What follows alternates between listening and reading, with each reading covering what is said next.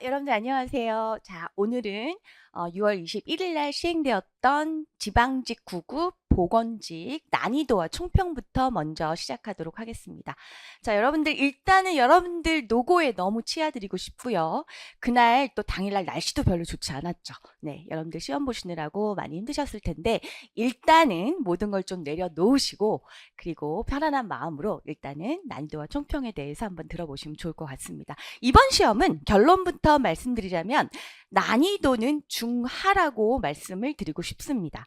하라고 얘기하고자 했지만 그래도 곳곳에 변별력을 위한 장치들이 그래도 있는 흔적이 좀 보여서 그나마 중하라고 제가 분석을 할 수 있을 것 같습니다. 네, 어쨌든 결론적으로 문제들이 굉장히 수월했어요. 일단 특징적으로 보면 첫 번째, 여러분들 항상 발목을 붙들던 아주 까다로운 의료법령 문제들이 거의 없었습니다. 그랬다는 거. 두 번째, 저희가 같이 공부했던 문제들에서 거의 100% 적중할 정도로 굉장히 문제들이 굉장히 수월하게 문제 해결 방식을 동원해야 된다라든가 소거 방식을 동원해야 할 정도로 문제들이 좀 어렵고 여러분들을 굉장히 숙고하게 할 만한 문제들이 거의 없었다는 거. 그리고 특히 공중보건을 예를 들자면 문제 분포도가 그닥 고르지 않았습니다. 왜? 항상 역학과 감염병에서 많이 나오긴 했지만 보통 역학이나 감염병에서 많이 나와도 한 4문제 정도? 4, 5문제? 그리고 환경보건에서도 보통 많이 나오면 4, 5문제 정도 요렇게 나왔었는데 이번에는 거의 역학과 감염병이 몰빵이라고 할 정도로 굉장히 많이 출제가 됐습니다. 8문항이 출제가 됐었습니다. 만성질환까지 같이 포함을 하자면 그래서 특징적으로 보자면은 분포도가 좀 고르지 않았다라는 거. 하지만 굉장히 문제가 여러분들이 풀기 굉장히 수월했고 그리고 우리가 같이 중요하다라고 얘기하면서 수업 시간에 공부했던 문제들 중에서 100%가 다 출제가 됐었다라는 거. 그래서 적중률 100%라는 거. 이런 것들을 여러분들한테 분석 결과로 말씀을 드리고 싶습니다. 어쨌든 굉장히 수월하게 풀었지만 누군가는 실수로 또 아차 싶은 그런 마음이 들 정도로 원하지 않는 실수로 인해서 한두 개 정도 틀린 그런 분들도 계시겠지만 어쨌든 일단은 모든 걸 다 내려놓으시고 여러분들 조금 편안한 마음으로 그래도 좋은 결과를 좀 기대해 보면 어떨까 싶습니다.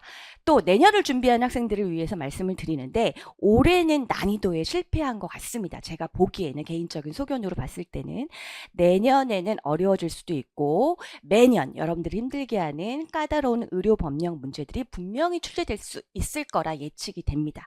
그래서 내년을 준비하는 학생들은 조금 더 가열차게 조금 더 섬세하게 공부할 것을 추천드리고 일단은 여러분들 총평 전체적인 총평은 그래도 중하 정도로 여러분들이 풀기 어렵지 않았을 것이라는 것으로 분석을 하면서 마치고자 합니다. 어쨌든 더 문제들마다 중요한 부분들에 대해서 또 문제들을 조금 더 자세하게 분석하는 거는 해설 강의로 미루도록 하겠습니다. 해설 강의에서 조금 더 자세한 얘기들을 여러분들과 나누도록 하겠습니다.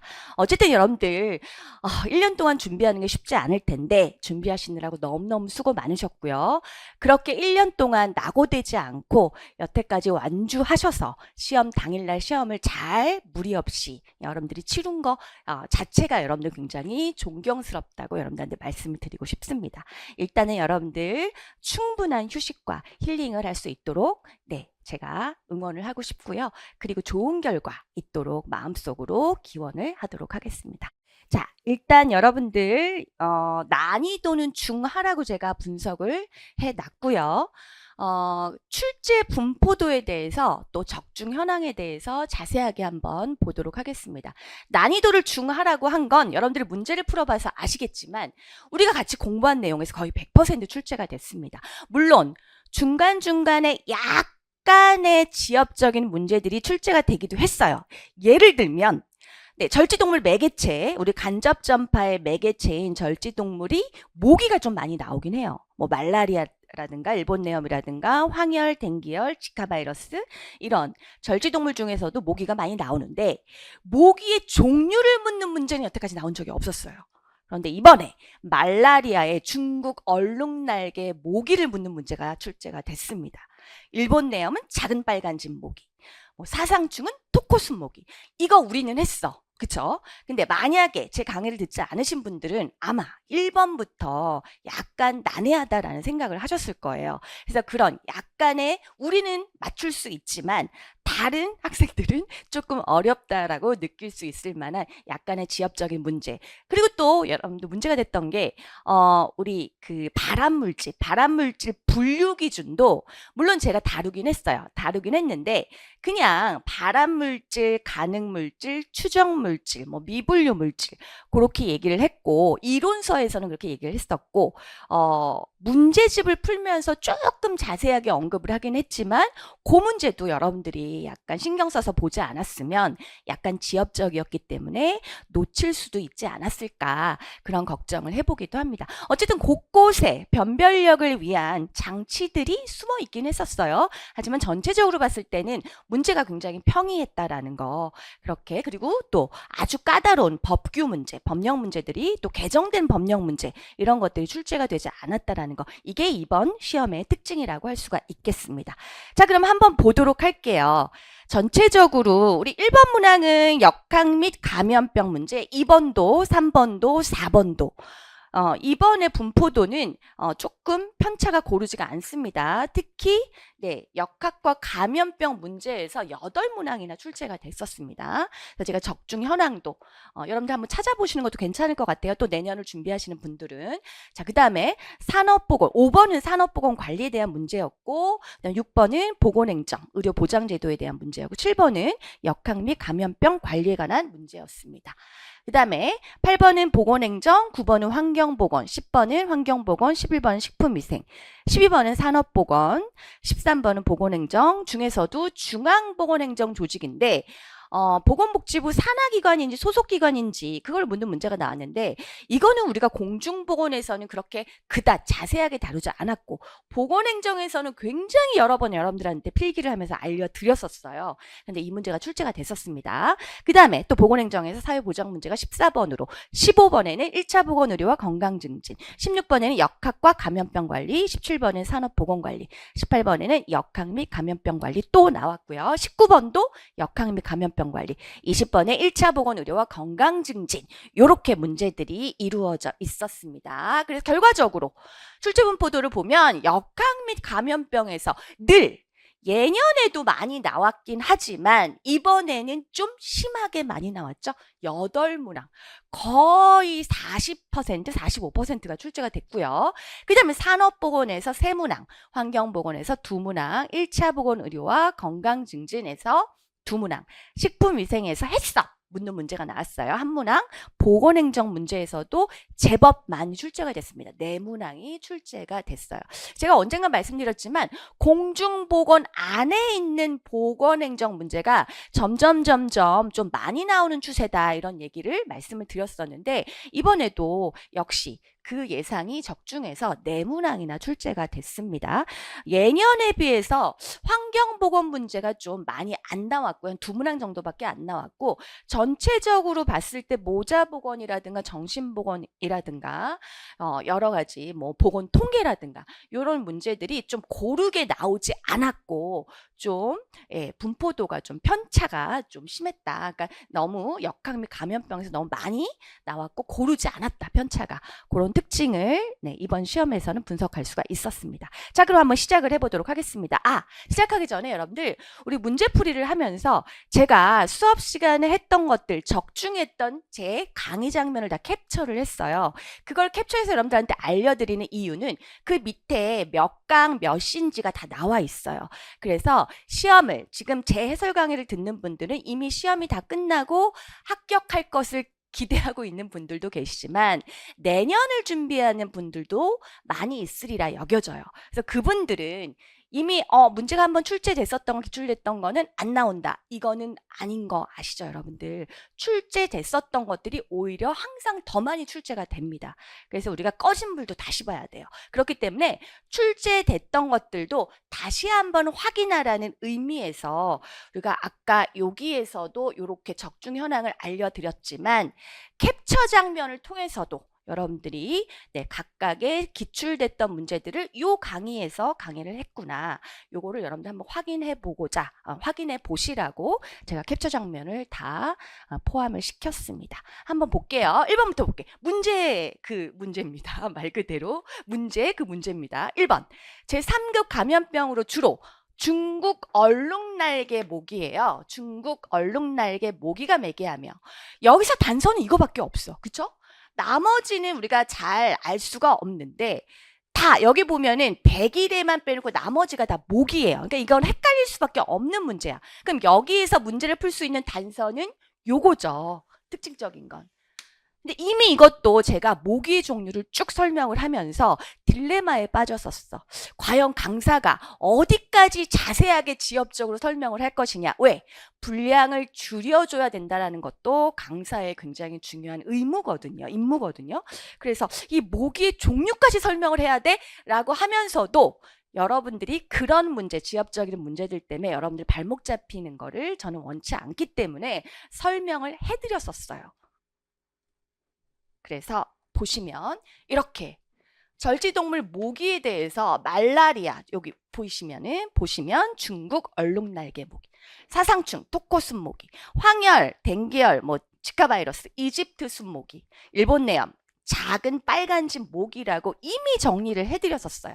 그래서 해커스에서 저한테 수업을 들으신 분들은 이 문제는 아마 다 맞추시지 않으셨을까라고 하는 행복한 기대를 해봅니다. 자, 여기서 보면은 다 모기가 매개하죠.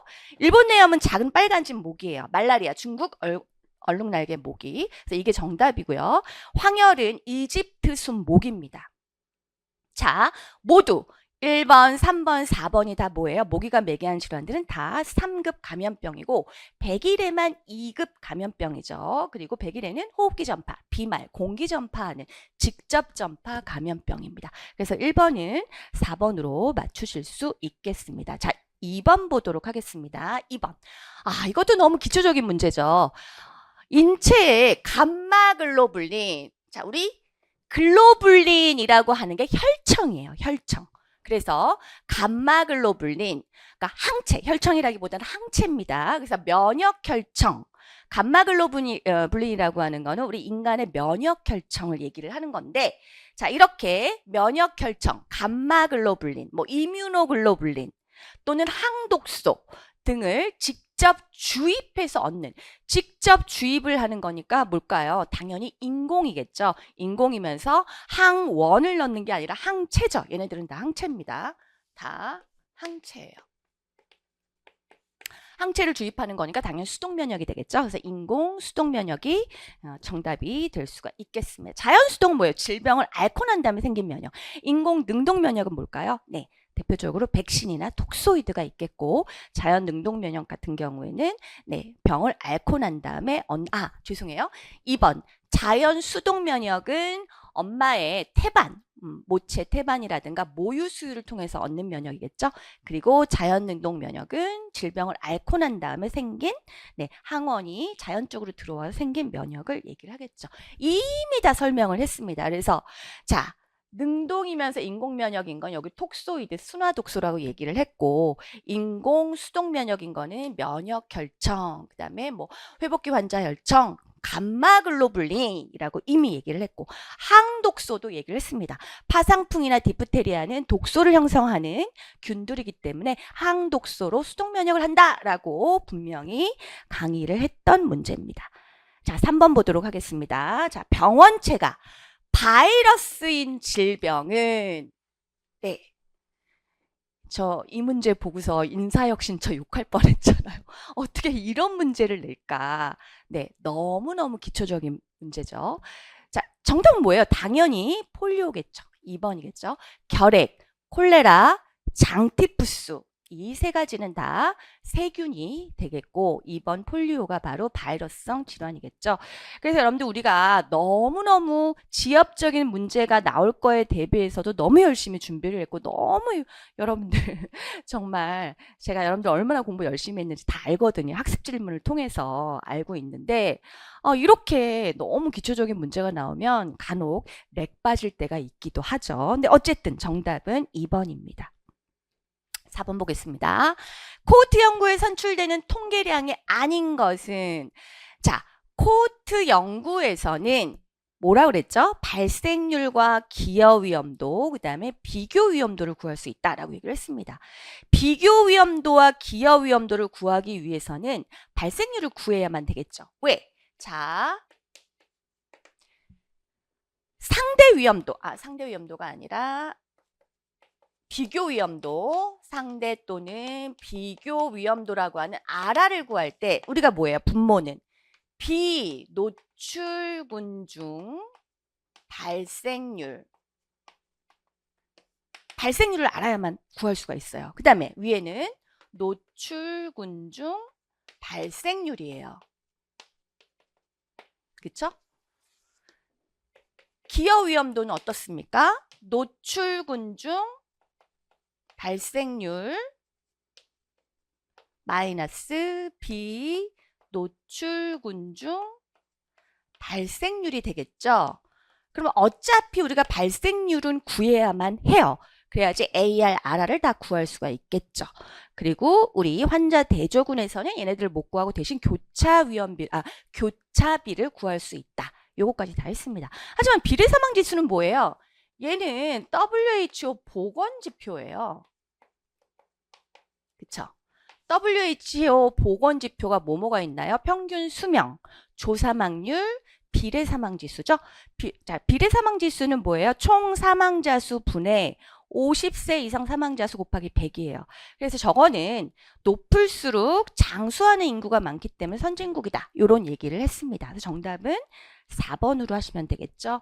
뭐 숱하게 얘기를 했습니다. 우리 코호트 연구 상대 비교 위험도 뭐 또는 기여 위험도를 구한다. 그리고 코호트 연구에서의 통계량을 구하기 위해서는 어떻게 구한다라는 것까지 이미 수업 때 많이 얘기를 했던 부분입니다. 그래서 이 부분도 여러분들 쉽게 맞추실 수 있으실 거예요. 자, 5번 보겠습니다. 유해 물질과 중독 증상으로 바르게 연결되지 않은 것은 딱 봐도 납이네요. 자, 여러분들 우리 납은 대표적인 어떤 질환을 유발을 하나요? 직업성 질환을 조혈장애입니다. 조혈장애. 그래서 소변에서 코프로포르피린이 검출된다. 즉 미성숙 적혈구가, 그게 뭐냐면 적혈구와 납이 결합해서 쓸 수 없는 미성숙 적혈구가 되는 거죠. 그런 것들을 만들어낸다. 그래서 소변에서 코프로포르피린이 검출되고 잇몸이 치은이 청회색으로 변하는 납연이라는 것들이 특징적으로 생기기도 하고, 또 신장장애를 일으키기도 하고, 뭐 신장장애는 카드뮴 때문에도 생기지만 납 때문에도 생길 수가 있어요. 신경, 근육장애도 일으키기도 하고, 또 적게는 위장장애도 일으키는 게 바로 납이죠. 우리 진폐증은 뭐예요? 여러 가지 분진이라든가 또는 뭐 철분이라든가 또는 뭐 면화, 이런 섬유라든가 또는 뭐 성면이라든가 이런 것들이 폐에 쌓이면서 생기는 모든 질환들을 총칭하는 게 진폐증이에요. 탄폐증, 성면폐증, 뭐 면폐증, 철폐증 이런 걸 다 합친 게 진폐증이에요. 전혀 얼토당토 안 하죠. 그래서 1번이 지금 틀렸습니다. 자, 나머지는 다 맞아요. 수은 같은 경우에 근육경련, 중추신경계 장애 일으키고, 카드뮴은 뭐예요? 단백뇨, 즉 신장장애 일으키 골연화증, 폐기종 일으키죠. 크롬은 비중격 천공뿐만이 아니라 육가크롬은 특히 발암물질이죠. 그래서 폐암을 일으키기도 하죠. 그래서 정답은 1번이고. 이것도 여러 번 설명을 했던 겁니다. 여기에 지금 다른 아까 언급했던 물질들은 안 나오지만 뭐 여기 카드뮴만 나오긴 하지만 요렇게 지금 시간도 표시가 돼 있죠. 요때 크롬을 비롯해 수은, 뭐 카드뮴, 납 모든 것들을 다 설명을 했었습니다. 특히 카드뮴 같은 경우에는 저렇게 신장장애, 폐기종, 근골격장애, 골연화증을 일으킨다. 이런 얘기들을 다 여러분들한테 강의를 했었습니다. 자, 6번 보도록 할게요. 이것도 굉장히 쉬운 문제죠. 국민건강보험의 보험급여 중 현물급여에 해당하는 것은, 자, 여러분들 우리 요것도 여러분들 건강검진이죠. 정답은 제가 다 이미 얘기를 했습니다. 자, 건강보험급여. 이거 너무너무 여러 번 제가 판서를 했던 기억이 나요. 일단은 법정급여와 부가급여로 나눌 수가 있죠. 법정급여는 현물급여와 현금급여로 구분이 된다. 대부분 우리나라는 현물이에요. 현금이에요. 현물급여가 거의 뭐 90% 이상이다. 이런 얘기까지 했습니다. 부가급여 하나죠. 임신, 출산, 진료비. 그리고 현물급여에는 건강진단, 요양급여, 건강진단에도 암검진, 영유아검진, 일반검진이 있고 요양급여에는 뭐 이런 것들이 있다라고 얘기하면서 현금급여, 돈을 주는 급여에는 장애인 보장구 급여비, 요양비, 본인 부담액 상한제 이런 것들이 있다라고 분명히 강의를 했던 내용이죠. 그래서 여기서 보시면 자, 요양비 뭐예요? 현금급여. 장애인 보장구 급여비 뭐예요? 현금급여. 본인 부담 상한액 초과금이 바로 본인 부담액 상한제라고도 얘기를 합니다. 이것도 돈을 주는 현금 급여에 해당이 되죠. 정답은 2번의 건강검진으로 보시면 되겠죠. 7번 보겠습니다. 자, 다음에서 설명하는 예방 단계는 질병을 조기 발견한대. 그리고 조기 치료를 한대요. 그 질병을 치유하거나 경과를 늦춘대요. 뭘까요? 당연히 2차 예방에 해당이 되겠죠. 자, 우리 1차 예방은 질병 예방이에요. 말 그대로. 예방이면서 건강 증진이 해당이 되겠고 여러 가지 환경적인 거, 환경관리 이런 게 해당이 돼요. 질병이 생기기 전에. 그리고 3차 예방, 2차 예방은 여기 있는 것처럼 조기 진단, 조기 치료, 그리고 모든 검진 이런 것들이 해당이 되겠죠. 선별검사 이런 것도. 3차 예방은 재활, 사회복귀에 해당이 되겠죠. 4차 예방은 없습니다. 그래서 여러분들 요거를 매번 설명을 하면서 너무너무 중요하니까 꼭 나온다. 제가 얘기를 했었었고 해마다 나옵니다. 그렇죠? 이런 문제는. 그래서 되게 중요하다고 강조를 했고 레벨과 클락의 질병의 자연사를 통해서 더 자세하게 설명을 여러 번 했던 기억이 납니다. 문제집에서도 문제를 풀면서도 봤었던 거고요.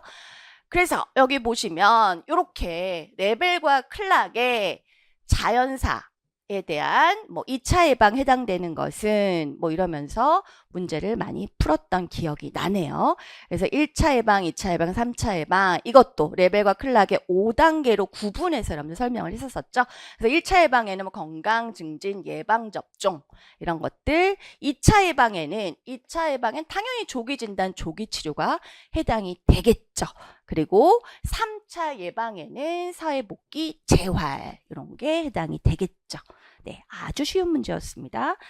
자, 8번 보도록 하겠습니다. 의료급여에 대한 설명으로 옳은 것은 제가 의료급여법이 개정이 됐어요. 여러 번 얘기했어, 수업 시간에. 언제 개정이 됐느냐?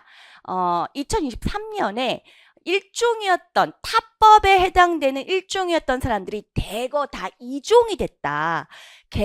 그게 이제 개정이 되면서 법이 개정이 된 후에 문제가 한 번도 출제가 된 적이 없다. 그러니까 이번에는 꼭 나올 거다라고 얘기를 했는데 드디어 의료급여에 대한 그래서 이번에 법령 문제가 거의 없었는데 대표적인 법령 문제가 바로 이거죠. 그래서 여러분들 의료급여에 대해서 제가 굉장히 강조를 했기 때문에 여러분들 다 맞추셨으리라 생각이 되어져요. 의료급여 기금. 자, 의료급여의 여러 가지 비용을 충당하기 위해서 시도에 의료급여 기금을 설립을 했죠. 근데 그 의료급여 기금은 국고보조금이 아니죠. 우리 공공부조인 의료급여는 대부분이 뭐예요? 일반 조세예요. 네. 지방세, 국세 이런 조세로 충당을 하죠. 틀렸고 2번 의료급여 수급권자의 진료체계는 1차, 2차, 3차 즉 3단계죠. 자, 건강보험은 2단계입니다. 1, 2차 들렀다가 3차를 가죠. 하지만 의료급여는 1차, 2차, 3차로 3단계에 걸쳐서 진료를 받게 됩니다. 그래서 요거는 맞았어요. 정답이 2번이에요. 그래서 자, 3번. 의료급여 이거 굉장히 중요한데 3번도 중요하지만 4번이 굉장히 중요해요. 3번부터 설명할게요. 의료급여 수급권자의 자격 선정과 관리는 거주지를 관할하는 까지는 좋아. 보건소장 아니죠. 누굴까요? 시도지사 또는 시장, 군수, 구청장, 지자체에서 관할을 하죠. 네. 자격 선정을 위해서 먼저 자산 조사를 합니다. 이것도 여러 번 얘기를 했었죠. 그래서 자격을 선정을 합니다. 그래서 이것도 틀렸습니다. 자, 4번. 요거 굉장히 중요한데 제가 이거 굉장히 강조했어요. 자, 이종수급권자래. 이종수급권자는 자, 1종이냐 2종을 구분할 때 뭘로 구분한다? 근로능력 유무로 구분한다 그랬어. 자, 이종수급권자는 근로능력이 없는 자만으로 구성된, 여기까지는 맞아. 그런데 세대의 구성원과 이재민이 틀렸죠. 이재민은 뭐예요? 얘는 1종입니다. 북한 이탈 주민은 2종이 맞아요. 그런데 지금 이재민 때문에 이 답은 틀린 걸로 보셔야 돼요. 제가 뭐라 그랬죠? 타법에 해당되는 사람들이 대거 다 1종에서 2종으로 다 전환이 됐다. 근데 그 중에서 예외가 있어. 즉, 2호와 9호가 예외다 그랬어요. 2호가 바로 뭐예요? 이재민. 9호가 뭐예요? 노숙인. 이거 분명히 나올 거다. 꼭 알아두세요. 라고 얘기를 했어요. 제가 증거를 보여드리겠습니다. 이렇게 2호와 9호를 굉장히 강조해서 제가 설명을 했습니다. 자, 여러분들 우리 기본서 62강 강의할 때 35분 요거 지금 판서한 내용만 캡처했지만 제가 말로 설명을 하면서 의료급여 개정된 거를 굉장히 강조를 했었습니다. 그래서 여러분들 또 시험을 준비하실 분들은 그런 내용도 잘 봐두시면 좋겠죠. 또 나올 수도 있습니다. 자, 9번 보도록 할게요. DO. 용존산소량이 물에 높다라는 거는 적어도 5ppm 이상이어야 되는데 높다라는 거는 굉장히 물이 깨끗하다라는 얘기죠. 근데 용존산소가 높아질 수 있는 조건이 있어요. 볼게요. 수질오염의 한 지표가 될 수 있다. 맞아요. 수온이 높을수록이 틀렸죠. 수온이 낮을수록 물이 깨끗하죠. 용존산소가 높죠? 기압이 높을수록은 맞아요. 용존산소량이 적은 것은 오염도가 높음을 의미한다. 맞습니다. 생물화학적 산소 요구량, 네, 이른바 BOD죠. BOD와 DO, BOD, COD와 DO는 서로 반비례 관계죠. 얘가 많으면 용존산소량이 적죠. 맞습니다. 틀리는 거는 2번으로 하셔야 되겠네요. 자, 이 이외에도 또 물의 수면이 얕을수록 DO가 높아지죠. 염류량이 적을수록 DO가 높아지죠. 유속이 빠를수록 DO가 높아지죠. 이것도 다 이렇게 설명을 했었어요. 자세하게 설명을 했습니다. 자, DO가 높아지는 조건, 여기 뭐 어류가 생존하기 5ppm 이하여야 된다라고 얘기를 했는데 BOD, 죄송해요. 5ppm 이하면 용존산소가 5ppm 이하면 어류가 생존할 수 없대요. 그러니까 5ppm 이상이 돼야 된다는 얘기겠죠. 그리고 BOD가 5ppm 이상이면 또 어류가 생존할 수 없다. 이런 얘기도 한 적이 있고. 자, 여기 보세요. 수온이 낮아야 되고 유속이 빨라야 되고 수심이 얕아야 되고 기압이 높아야 된대. 염류, 염분의 양이 낮아야 된대요. 네, 이런 얘기까지 다 했었습니다. 자, 10번 보도록 할게요. 다음에 설명하는 것은 이것에 영향을 미치는 인자는 고습, 습도가 높은 거죠. 채취 등의 냄새, CO2 등이다. 많은 사람이 밀폐된 공간에 다수가 모인 거죠. 있을 때 공기의 물리, 화학적 조건이 문제가 되어 불쾌감, 두통, 현기증, 구토 등을 초래한다. 이거는 캡처도 안 했어. 너무도 뻔한 거니까. 뭐예요? 군집독이죠. 네, 정답은 1번으로 하시면 되겠습니다. 자, 이렇게 밀폐된 지역에, 밀폐된 장소에 다수의 사람들이 모여서 CO2가 높아지고 공기의 물리화학적 조성이 높아졌을 때 뭐가 또 높아질까? DI가 높아지겠죠. DI라고 하는 건 뭐예요? 불쾌지수죠. 여러분들 불쾌지수가 85 이상이면 견딜 수가 없는 상태다. 이런 거 우리 너무너무 많이 배웠잖아요. 불쾌지수도 굉장히 많이 나와요. 이번에는 불쾌지수 대신에 군집독이 나왔지만, 그래서 DI는 기온, 기습, 이 두 가지가 측정 기준이에요.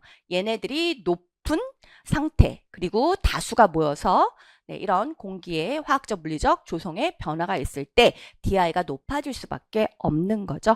그리고 또 하나, DI가 굉장히 높다라는 거는, 자, DI가 높다, 낮다 이런 것들을 우리가 분류를 할 때는 반드시 실내를 얘기를 합니다. 실내. 실외가 아니라 실내 조건을 우리가 측정할 때 DI를 이용을 하죠. DI 기준을 이용을 합니다. 그래서 이런 내용도 여러분들이 같이 더불어서 알아두시면 좋을 것 같습니다. 자, 11번 볼게요. 항상 여러분들 식품위생 문제들이 많이는 아니지만 꼭 한 문제씩 나와요. 그 중에서도 항상 식중독 문제가 많이 나옵니다. 근데 이번에는 식중독 문제가 안 나오고 내년에는 꼭 나올 거야. 식중독 문제는 해마다 나와요. 그런데 이번에는 식중독 대신에 식중독하고 비슷하지만 식품안전관리 인증기준 이른바 뭐예요? 햇섭 문제가 나왔어. 자, 정답은 4번이죠. 식품의 원료관리 및 제조, 가공, 조리, 소분, 유통의 모든 과정에 요게 중요하죠. 위해한 물질이 식품에 섞이거나 식품이 오염되는 것을 방지하기 위하여 각 과정에 위해 요소를 확인 평가 중점적으로 관리하는 기준 이게 뭐겠어? 햇섭이죠. 뭐 식품 안전관리 인증 기준이죠. 자, 여러분들 우리 햇섭이 이거잖아. 이거 뭐예요? 해저드 어널리시스 위해 요소 분석 CCP는 뭐예요? 크리티컬 컨트롤 포인트 중요점 중점 관리 기준 이게 합쳐져서 이른바 햇섭이 된 거죠. 그래서 여러분들 이것도 제가 여러 번 피라미드까지 그려가면서 설명을 했습니다. 피라미드를 그린 이유는 햇섭이 형성되기 위해서는 SSOP, 표준위생관리기준과 GMP, 우수제조 기준이 먼저 선제 조건이다. 그 바탕 위에서 햇섭이 이루어져야 된다. 이런 얘기를 했습니다. 햇섭을 얘기하면서. 그래서 여기 보시면 원칙 항상 7가지. 햇섭의 원칙도 나올 가능성이 되게 높아요. 여러분들. 이번에는 되게 쉽게 나왔지만. 그래서 위의 요소를 분석하고 중요 관리점을 결정하는 거. 이게 아주 햇섭의 꽃이라고 볼 수가 있겠죠. 아주 중요한 키포인트죠. 그래서 이렇게 햇섭의 원칙도 여러분들과 굉장히 많이 수업 시간에 얘기를 했었습니다. 자, 12번 보겠습니다. 작업장에서 1일 4시간 동안 노출될 수 있는 소음, 충격소음 제외라고 친절하게 힌트까지 줬어. 그럼 뭐야? 지속소음을 묻는 거야. 최대 허용 기준은 정답은 3번이죠. 이거 말해 뭐해? 이것도 얘기를 했어요. 자, 보세요. 자, 소음의 허용 기준에서 여기 1일 폭로 시간 제가 8시간의 별표를 해놓긴 했지만 이번에는 4시간이 나오긴 했어요. 네, 하루에 8시간 근무를 하니까 8시간 기준 90데시벨이 가장 많이 출제되긴 했는데 그나마 약간의 변별력을 주기 위해서 4시간이 이번에 나왔습니다. 근데 이것도 우리 다 했기 때문에 다 맞췄겠죠? 4시간일 때 95데시벨, 2시간일 때는 100데시벨이다. 이게 바로 지소금 기준이에요. 지소금 기준이라는 건 뭐야? 하루에 계속 노출되는, 지속적으로 노출됐을 때의 기준이에요. 소음 기준. 충격 소음 기준도 얘기를 했어. 그래서 각각의 폭로 횟수에 따른 충격음 강도 100회일 때는 140, 1000회일 때 130, 만회일 때는 120데시벨이다. 요거까지 다 얘기를 했습니다. 자, 그래서 여러분들 꼼꼼하게 봐두시고요. 나중에 또 준비하시는 분들은 강의 찾아서 한번 보시길 바랍니다. 자, 13번. 네, 요게 약간 아쉬웠어. 왜냐하면 공중 대부분 제 수업을 듣는 분들이 9급 보건직이 많아서 그거는 걱정을 안 하는데 뭐 보건진료직이라든가 뭐 의료기술직이라든가 공중보건만 듣는 학생들은 약간 어렵다라고 느꼈을 거예요. 왜? 보건행정에서는 이걸 너무 많이 했어. 여러분들 알죠? 제가 그 못 쓰는 글씨로가 악필로 막 맨날 썼던 거 기억나시죠? 그래서 여러분들 어떤 학생이 얘기하기를 시험 볼 때 그 제가 개발 세발 쓴 그 글씨들이 판서한 내용들이 주마등처럼 지나가더라 뭐 이런 얘기를 칭찬인지 욕인지 얘기하기도 하더라고요. 근데 어쨌든 여러 번 적었었어요. 그런데 이거를 공중보건에서는 질병관리청의 소속 직제는 좀 얘기를 했지만 보건복지부 소속 직제까지는 뭐 보건복지부의 어떤 소속기관이냐 산하기관이냐에 대해서는 그렇게 크게 언급을 하지 않았던 것 같아서 그게 조금 마음에 걸리긴 하는데 어쨌든 뭐예요? 정답은 국립정신건강센터죠. 정답은 3번이고 제가 맨날 보건행정 기본이론 시간에는 너무 얘기를 많이 했어요. 이거를. 그래서 여러분들 보건직 학생들은 이거 틀리면 맴매해야 돼. 정말. 이건 너무 배신감 느껴져요. 너무 많이 내가 적어 드렸으니까. 그래서 여기 보건복지부 소속기관, 뭐 외청, 소속기관, 질병관리청 외청이고, 뭐 쭉 있죠. 여기서 국립정신건강센터라고 분명히 얘기를 했습니다. 그리고 산하기관도 적어 드렸었어요. 그래서 여기 보시면 나머지는 다 산하기관이에요. 보건복지부, 국민건강보험공단, 한국공공조직은행, 국가생명윤리정책원 다 산하기관입니다. 네. 근데 여러분들 여기 헷갈리는 게 한국공공조직은행은 보건복지부 산하기관이지만 여러분들 국립장기조직관리원이 있어요. 그거는 바로 보건복지부 소속기관이어서 그런 비슷비슷한 게 하나는 소속기관이고 하나는 산하기관이고 이런 것들이 있습니다. 그래서 그것도 여러분들 강의에서 제가 지금 체크해드린 강의에서 한번 확인을 해보시는 게 좋을 것 같아요. 여러분들 보건복지부 소속기관이냐 산하기관이냐 이것도 거의 매번 나옵니다. 그래서 여러분들 꼭 보건행정문제로 많이 출제가 됐었어요. 근데 이번에는 조금 좀 이례적으로 이렇게 공중보건이 나오긴 했지만 이제는 공중보건도 보건행정을 조금 디테일하게 공부를 좀 하셔야 되지 않을까 이런 교훈을 또 얻게 되는 그런 문제이기도 했습니다. 나머지는 다 산하기관, 정답은 3번으로 소속기관은 국립정신건강센터라고 하시면 되겠죠. 14번. 자, 노인장기요양보험도 제가 되게 강조했어. 지금 우리나라가 작년에 이미 고령 사회에서 초고령화 사회로 접어들었어요. 노인 문제가 핫 이슈야 요즘에. 그래서 노인장기와 관련된 문제, 노인간호, 이번에 노인간호 안 나왔지만 어쨌든 노인장기, 노인복지와 관련된 문제들은 항상 나올 가능성이 높다라는 거를 제가 강조를 했는데 여지없이 나왔어요. 자, 볼게요. 노인장기 요양보험에 대한 설명으로 옳은 것은 요양병원 간병비는 특별현금 급여에 해당된다. 맞죠? 자, 우리 우리 장기요양보, 노인장기요양보험 뭐뭐 있어요? 재가급여 있고, 시설급여 있고, 특별현금급여가 있죠. 특별현금급여에 뭐가 있어? 요양병원 간병비, 가족요양비, 특례요양비 세 가지가 있죠. 그쵸? 그래서 정답 1번입니다. 맞는 건 1번으로 하시면 되겠고, 왜 틀렸는지 봅시다. 장기요양보험 수급자는 건강보험 가입자와 동일하다. 아니죠. 자, 노인, 장기요양 수급자는, 자, 가입자는 동일해요. 가입자는 동일, 보험자도 동일합니다. 노인장기요양보험과 건강보험 얘기하는 거예요. 가입자. 노인장기요양보험의 가입자와 건강보험의 가입자 동일해요. 수급자는 다르죠. 그리고 보험자도 동일해요. 뭐예요? 공단이잖아. 건강보험공단. 그쵸? 그래서 가입자, 보험자 동일하고. 이거 맨날 얘기하잖아. 독립회계, 구분고지. 이것도 언젠가 나올 거야. 구분고지, 통합징수. 어차피 사회보험 다 통합징수 하니까. 공단에서. 이런 얘기 되게 여러 번 했어요. 그러나 수급자는 뭐예요? 서비스를 받는 사람 수급자잖아. 뭐야? 65세 이상 노인 플러스 65세 미만 노인성 질환. 대통령령으로 정하는 노인성 질환을 갖고 있는 사람. 이런 사람들 65세 미만이라도 서비스를 받을 수가 있어요. 그러니까 수급자 같다라는 건 틀리죠. 그렇죠? 단기보호, 재가급여의 하나죠. 20일이 아니라 9일이에요. 그리고 총 4회 연장 가능해요.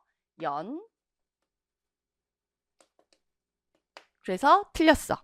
재가급여 시, 재가급여는 15%입니다. 이 문제는 작년에도 출제가 됐었는데 올해도 또 출제가 됐네요. 어쨌든 노인장기 요양보험도 거의 매해 출제가 되니까 여러분들이 잘 봐두셔야 되겠죠. 그래서 정답은 1번이고요. 이것도 제가 수업 때 너무 많이 얘기했어. 여기 보면 노인장기요양보험 급여 종류, 재가급여 15%, 시설급여 20%, 시설급여 노인요양시설, 노인요양공동생활가정이라고 얘기해드렸고, 방문간호, 방문요양, 방문목욕, 주야간 서비스, 단기보호, 기타 재가급여까지 다 설명을 해드렸습니다. 그리고 특별현금급여에 이런 것들이 있다. 가족요양비, 특례요양비, 요양병원, 간병비가 있다. 라고 62강에서 설명을 해드렸었어요. 네, 딱 나와버렸네요. 그래서 정답은 1번으로 하시면 되겠습니다. 자, 15번 보겠습니다. 제5차 건강증진 종합계획 HP 2030의 6개 분과. 자, 제가 HP 2030은 그냥 100% 나온다. 그러니까 디테일하게 알아둬라. 그래야지 불안하지 않다라고 얘기를 했습니다. 그래서 중점 과제도 외우고 대표 지표까지도 외워야지 불안하지 않다라고 했는데 이번에는 6개 분과가 나왔어요. 자, 건강생활 실천, 정신건강관리, 건강친화적 환경 구축. 3번이 지금 틀렸죠? 정답은 3번으로 하시면 되겠고 여기에 추가적으로 6개 분과니까 뭐예요? 감염성 질환, 예방 및 관리, 감염성 질환과 환경성 질환, 기후 질환이죠. 환경성 질환, 예방 및 관리. 그 다음에 비감염성 질환, 예방 및 관리. 인구, 집단별 건강관리. 자, 6개 분과 밑에 뭐가 있어? 중점 과제가 있죠? 중점 과제 밑에 뭐가 있어? 대표 지표가 있어요. 그래서 점점 디테일해지는데 이제는 여러분들 내년을 준비하시는 분들은 중점 과제 대표 지표 다 알아두셔야 돼. 이번에는 운 좋게 6개 분과가 나왔지만 네, 어쨌든 여러분들 뭐 HP 2030은 그냥 100% 그냥 하나 맞는다라고 생각하고 그냥 공부하시면 될 것 같아요. 시간 투자해서. 이것도 뭐 수업 시간에 숱하게 얘기를 했죠. 6개 분과. 네, 진짜 글씨 못 썼다. 죄송합니다. 어쨌든 여러 번 썼어요. 제가 늘 수업 때마다 6개 분과를 꼭 얘기를 하면서 심지어는 정신건강관리에다 내가 별표까지 해놨네요. 그쵸? 네, 그래서 여러분들 정신건강관리 왜 별표를 해놨냐면 저게 HP 20에서 2030이 되면서 추가된 내용들, 그래서 이런 건 나올 가능성이 높다 그러면서 이제 별표를 해드렸던 것 같아요. 그래서 어쨌든 6개 분과 꼭 알아두시고 중점과제, 대표지표 다 알아두고 총괄목표는 다 알잖아. 그쵸? 총괄목표 비전 다 아시니까 기본 원칙도 다 알아야 되고 하여튼 그냥 모든 거를 다 네, HP 2030은 그냥 다 씹어서 먹는다라고 생각하고 공부를 하셔야 돼요. 자, 16번 보겠습니다. 이것도 뭐 너무너무 쉬운 문제지 뭐. 간암은 1년이 아니라 6개월이죠. 그리고 고위험군이에요. 간경화라든가 B형 간염 항원을 갖고 있거나 C형 간염 항체를 갖고 있는 사람들. 자, 유방암은 2년이에요. 그쵸? 40세 맞고. 대장암은 1년이죠. 50세 이상 남녀 맞고. 폐암이 정답이죠? 네, 4번입니다. 폐암도 고위험군. 고위험군 뭐예요? 30 감년 이상의 흡연력. 하루 담배 소비량 곱하기 기간이죠. 하루 한 갑씩 폈다 30년 핀 사람 얘기하는 거예요. 자, 그래서 폐암이 정답입니다. 자, 그래서 이것도 뭐 너무너무 여러 번 얘기를 했었습니다. 네. 그래서 여기 보면은 특히 뭐 고위험군에 대한 얘기도 언급을 다 색깔 다르게 해서 이렇게 얘기하면서 설명을 했었었네요. 네, 어쨌든 그렇게 맞추시면 될 것 같아요. 자, 17번 보겠습니다. 산업안전보건법 시행규칙상 다음 설명에 해당하는 것은 아주 쉽게 나왔어요. 이것도 산업보건 문제도 보통 해마다 산업보건 문제가 약간 까다롭게 나오거든요. 또는 법령 문제가 나오기도 하고 산업보건 안전법에 대한 내용들도 많이 나와요. 여기도 무슨 뭐 물론 법이긴 하지만 굉장히 쉽게 나왔어요. 사업주는 상시 사용하는 근로자, 요거 일단 힌트고, 공장 또는 공사 현장과 같은 구역에 있지 않은 사무실에서 사무 업무에 종사하는 근로자, 판매 업무 등에 직접 종사하는 근로자는 제외하고요. 이런 근로자에 대해서 2년에 1회 이상, 그 밖에 일반 근로자에 대해서는 1년에 1회 이상 실시해야 한다. 뭐겠어요? 일반 건강 진단이죠. 정답은 3번으로 하시면 되겠죠. 특수 건강 진단은 뭐예요? 이거는 유해 환경. 네.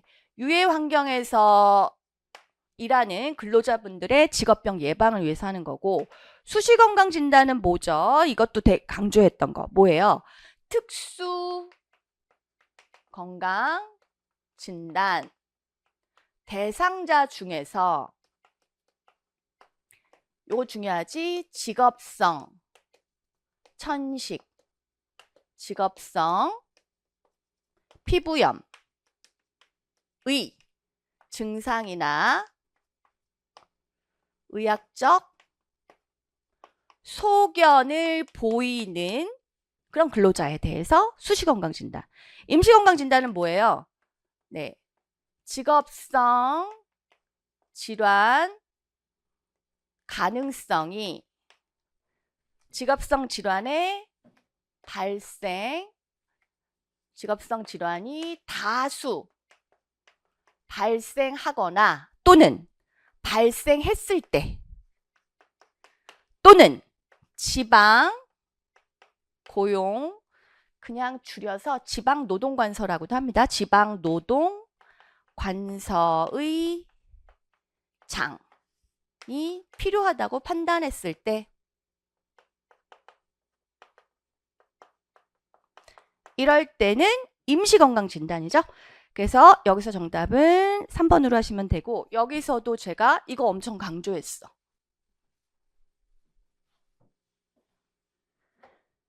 자, 여기 보시면 사무직 근로자 2년에 1회, 일반 근로자 1년에 1회 한다라고 했고, 상시 사용자, 그래서 일반 건강 진단에 대한 것들을 설명을 강조하면서 했었습니다. 아주 쉽게 맞추실 수 있는 문제죠. 자, 18번 보겠습니다. 감염재생산수, 이른바 R이라고 해요. R. R은 뭐예요? 감염병이 확대되어 가는 과정. 감염병이 확대되어 가는 과정, 양상. 이런 것들을 알 수 있는 게 바로 R이에요. 감염 재생산수야. 그런데 이 감염 재생산수가 1이야. 이럴 때 감염병 유행 양상이 어떨까? 이것도 여러분들 배웠잖아. 자, 뭐예요? 만약에 1보다 크면 전염병이 어떻게 될까? 유행하죠. 근데 R이 1이다. 이러면 어떻게 돼요? 풍토병으로 정착을 해요. 일정 수준을 유지하면서 지금 코로나가 그런 상태죠. 그렇죠? 네. 유지가 되죠. 근데 1보다 작으면 어때요? 차단되죠. 더 이상 유행하지 않아요. 이것도 여러 번 설명을 했어. 그래서 정답은 뭘까? 3번. 풍토병이 된다죠. 자, 이렇게 설명을 했습니다, 여러분들. 네. R은 1, 풍토병이 되고, R이 클 때는 유행성이 되고, R이 작을 때는 질병이 유행하지 않는다라고 설명을 했었습니다. 자, 19번 볼게요. 자, 이 문제가 약간 찜찜해. 그나마 여기서 되게 많이 변별력이 생기지 않았을까 그런 생각을 하는데, 네, 만점 받았다는 학생들이 저한테 개인적으로 연락이 꽤 왔는데, 한 개 틀렸어요 이런 학생들이 이제 요거 틀렸다는 얘기를 많이 하더라고요. 자, 볼게요. 인체 발암성에 대한 증거가 일부 존재하며 실험동물에서의 발암성 증거가 충분하대. 그러면은 실험동물에선 충분하지만 인체에는 충분하지 않다는 얘기예요. 그거는 2번에 그룹 A의 발암 추정 물질이에요. 얘는 발암 물질. 얘는 발암 가능 물질. 얘는 미분류예요. 미분류 물질입니다. 즉 얘는 동물, 사람 다 충분해. 뭐가 충분하다는 얘기예요? 발암성 증거가 충분해. 실험을 통해서 안 거예요. 자, 그룹 2A 발암 추정 물질은 동물에서만 충분한 거야. 인간은 불충분한 거예요. 바람 가능 물질은 동물도 불충분한 거야. 미분류는 바람 근거가 부적절한 거, 전체적인 바람 근거가 부적절한 거. 이게 바로 그룹 3이었어요. 그래서 제가 이 문제를 다루긴 했었어요. 이렇게. 기본서에서도 다뤘었고 문제를 풀면서도 다루긴 했는데 바람 확인 물질, 추정 물질, 가능 물질, 미분류 물질, 비바람성 물질 뭐 이런 것들을 설명을 하고 아까 얘기했듯이 동물 실험이냐 사람 실험이냐 이런 것들을 문제를 풀면서 심화 과정인가 문제풀이 과정인가 하면서 언급은 했었던 걸로 제가 기억을 하거든요. 근데 요거를 좀 자세히 봤던 학생들은 아마 맞췄을 거고 그렇지 못한 학생들은 대부분 요 문제에서 많이 좀 발목 잡히지 않았을까 이런 생각이 듭니다. 그래서 더 디테일하게 공부를 해야겠구나라는 생각이 또 들게 하는 그런 교훈을 주는 문제였었습니다. 자, 20번 볼게요. 세계보건기구 WHO의 제9차 상하이예요. 상하이 하면 떠오르는 거 있죠? 뭐예요? 바로 지속가능한 발전. 그쵸? 지속가능 발전 목표죠. Sustainable Develop Goal이죠. 그래서 정답은 3번이에요. 자, 1번과 2번은 뭐예요? 오타와 헌장입니다. 1차의 오타와 헌장. 수행 역량 격차 해소를 통한 건강 증진과 개발. 요거는 7차. 케냐, 나이로비. 의 회의죠. 건강 증진 회의죠. 그래서 정답은 3번으로 하시고 요것도 제가 쭉 설명을 하면서 이렇게 얘기를 했어. 헬싱키 선언, 2013년 헬싱키 선언까지는 MDGs, 밀레니엄 디벨롭 골, 그쵸? 새천년 개발 목표에서 2015년부터 서스테이너블 디벨롭 골로 바뀌었다라고 하면서 상하이 협약을, 상하이 회의를 얘기를 했었습니다. 여기 목소리는 안 나오지만. 그리고 요것도 보여드렸었어요. 아마 이 표 여러분들 기억나실 거야. 그쵸? 그래서 요 표를 보여드리면서 강의를 했던 기억이 나는데, 자, 여기 보시면, 여기 중국 상하이 9차 2016년에 여기 보시면 모든 사람에게 건강을, 모든 것은 건강을 위해, 그리고 요게 SDGs, 지속가능 발전 목표를 연계하는 것을 강조했다 라고 하면서 요 표를 여러 번 보여드렸었습니다. 그래서 요 문제도 어렵지 않게 맞추지 않으셨을까 하는 생각이 듭니다. 자, 여러분들 아마 아쉬운 분들도 계실 거고 아니면 뜰 듯이 기쁜 분도 계시겠지만 다 천차만별이겠죠. 하지만 어쨌든 주사위는 던져졌습니다. 그래서 여러분들 막 아쉬워하기보다는 새로운 미래에 대해서 발돋움할 수 있도록 조금 더 생산적이고 건설적인 생각을 갖도록 하는 게 이 시점에선 중요하지 않을까 합니다. 어쨌든 며칠간은 좀 다 내려놓으시고 충분한 휴식을 취하시면서 조금 여러분들 여러 가지 생각들을 하시는 게 좋을 거, 고민도 좀 나중에 하시는 게 좋을 것 같습니다.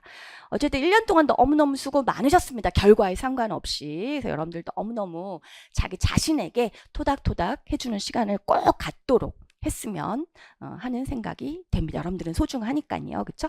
그래서 제가 캡처한 것까지 다 보여드렸던 건 그거는 제 자랑을 하려고 한 게 아니에요. 앞으로의 미래를 준비하는 분들 참고하라고 강의 어떤 강의에 나왔는 시간까지 다 찍히도록 제가 해서 캡처를 한 거니까 이것도 여러분들이 10분 활용을 하시는 것도 괜찮지 않을까 하는 바람에 의해서 제가 이렇게 보여드리는 거예요.